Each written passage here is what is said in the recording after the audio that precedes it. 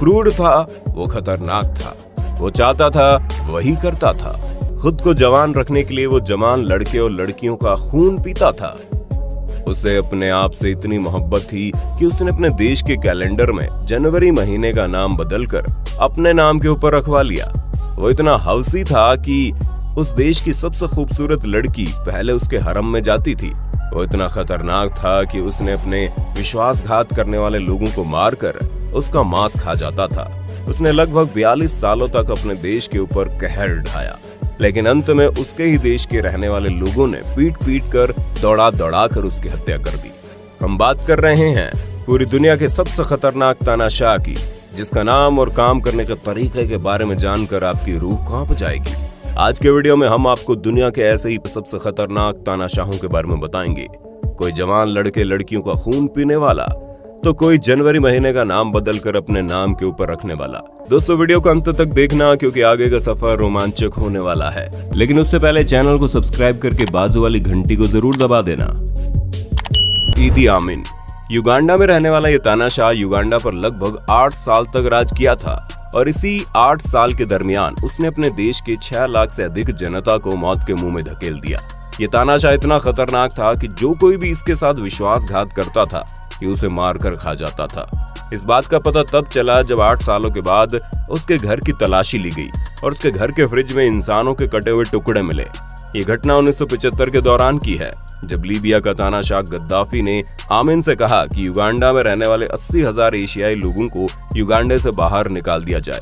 क्योंकि गद्दाफी आमीन का बेहतर दोस्त और सहयोगी था, उसने तुरंत युगांडा से हर एक एशियाई लोगों को बाहर निकालने का आदेश दे दिया। एक झटके में लगभग 60,000 भारतीयों और पाकिस्तानियों को युगांडा छोड़कर अपने देश भागना पड़ा।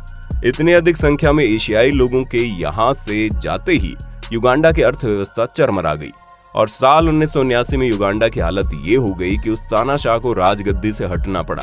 लेकिन साल 1971 से लेकर 1979 के बीच उसने 6 लाख से ज्यादा लोगों को मार डाला। मुअम्मर गद्दाफी ये दुनिया का इकलौता ऐसा तानाशाह था जिसने 10 या 15 साल नहीं बल्कि 42 साल तक अपने देश पर राज किया। शुरुआत में इस तानाशाह ने अपने देश के लोगों के लिए बहुत अच्छे काम किए, जिसकी वजह से ये अपने देश में हीरो बन गया। लेकिन देखते ही देखते इसके अंदर का जानवर बाहर आने लगा। धीरे धीरे आतंकवादी गतिविधियों को अपने देश में पनाह देने लगा। आतंकवादियों को शरण देना, अपने देश में कमसिन जवान लड़कियों को अपनी हवस का शिकार बनाना, अपने देश के लोगों पर अपनी क्रूरता दिखाना इसका रोज का काम बन गया। गद्दाफी खतरनाक होने के साथ साथ एक हवसी तानाशाह भी था। इसे महिलाओं से बड़ा प्यार था। ये वजह कि गद्दाफी के घर में हर रोज किडनैप की गई लड़कियों का तांता लगा रहता था। गद्दाफी के लोग लीबिया के कॉलेज में कंपटीशन के नाम पर सुंदर लड़कियों का चुनाव करते थे और उसके बाद उन लड़कियों को गद्दाफी के कमरे में भेजा जाता था। गद्दाफी पहले तो कई दिन तक उस लड़की के साथ तमाम तरह की क्रूरता करता और उसके बाद उन लड़कियों को अपना अंगरक्षक बना लेता था। कहा जाता है कि गद्दाफी हर रोज अलग अलग लड़कियों के साथ संबंध बनाता था और संबंध बनाने से पहले उस लड़की के शरीर की जांच की जाती थी। उसके शरीर में पाए जाने वाले खून की जांच होती थी कि कहीं उसे कोई बीमारी तो नहीं। लेकिन वो दिन था 20 अक्टूबर साल 2011, जब गद्दाफी की क्रूरता इतनी ज्यादा बढ़ गई कि वहां की जनता ही उसके खिलाफ हो गई। गद्दाफी ने समय रहते अपने देश को छोड़कर भागने की कोशिश करने लगा, लेकिन देश की जनता के साथ साथ अमेरिका भी उसके खिलाफ खड़ा था। अमेरिका ने ड्रोन के जरिए गद्दाफी के काफिले पर हमला किया, लेकिन वो बच निकला। हालांकि बचने के बाद लीबिया के लोगों ने ही गद्दाफी को अपनी पकड़ में ले लिया और उसे इतना पीटा कि जब तक उसकी मौत ना हो गई। आपको जानकर हैरानी होगी, ये किसी तानाशाह के लिए दुनिया का सबसे खतरनाक अंत था। Kim Jong Il. आज के वक्त में जैसे ही बात तानाशाह की होती है तो सबके मन में किम जोंग उन का नाम आता है। लेकिन आपको जानकर हैरानी होगी कि नॉर्थ कोरिया में रहने वाला किम जोंग उन का पिता किम जोंग इल उससे भी खतरनाक तानाशाह था।